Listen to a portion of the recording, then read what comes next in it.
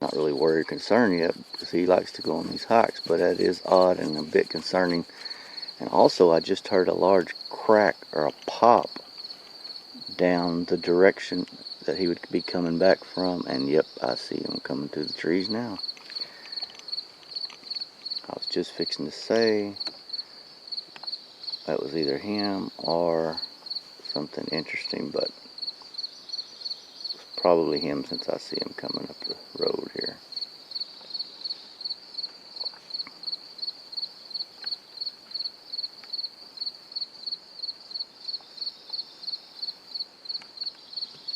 I'm wounded.